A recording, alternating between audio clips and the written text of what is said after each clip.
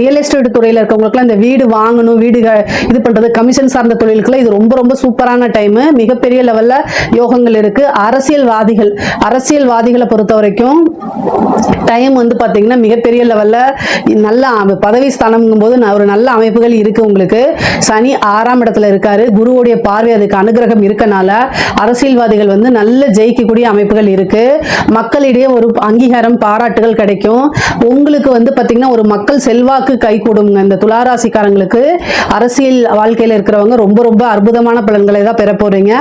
உங்களுக்கு பரிகாரங்கள் ஏதாவது தனிப்பட்ட முறையில் தேவைப்பட்டுச்சு அப்படின்னா என்னை கான்டாக்ட் பண்ணுங்க. கட்டாயம் உங்களுக்கு நான் எப்படி அப்படின்னு சொல்லி கொடுக்குறேன். பொதுவாகவே துளாராசிக்கு பொருளாதார வாழ்க்கை நல்லா இருக்குங்க. மிகப்பெரிய லெவல்ல உயர்வு. தாய் தந்தையருடைய தேக ஆரோக்கியத்துல ரொம்ப ரொம்ப கவனமாக இருக்கணும். ஏன்னா 6ஆம் இடம்ங்கிறது மருத்துவ செலவு, ஏதாவது ஒரு மருத்துவ விரயங்கள் ஏற்படுறதும், 10ஆம் இடத்துல 6 குடைவர் குரு உச்சமாகிறதுனால ஒரு கருமம் செய்யக்கூடிய அமைப்புகளும் இருக்கு. அதனால தாய் தந்தையருடைய தேக ஆரோக்கியத்துல ரொம்ப ரொம்ப கவனமாக இருக்கணும். கர்மஸ்தானம் இந்த வருடம் வந்து பாத்தீங்கன்னா பலமாக இருக்கு.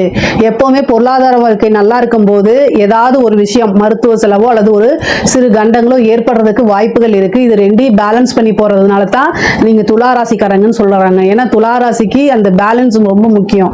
எல்லாத்தையுமே சரி நிலையா சமமா பார்க்கக்கூடியது அந்த அமைப்பு உங்ககிட்ட இருக்கு. அதையே கையில பிடிச்சுக்கிட்டு இந்த வருடம் நீங்க வந்தீங்க அப்படின்னா இமாலய வெற்றி சாதாரண வெற்றி கிடையாது. இமாலய வெற்றி பொதுவாகவே நிறைய நன்மைகளும் நல்ல பலன்களும் தான் உங்களுக்கு இருக்கு. இதுல ஏதாவது சந்தேகங்கள் இருக்கு அப்படின்னா கமெண்ட்ஸ்ல கேளுங்க. கட்டாயம் நான் ஆன்சர் பண்றேன். நம்மளுடைய சேனலை லைக் பண்ணுங்க, ஷேர் பண்ணுங்க, சப்ஸ்கிரைப் பண்ணுங்க.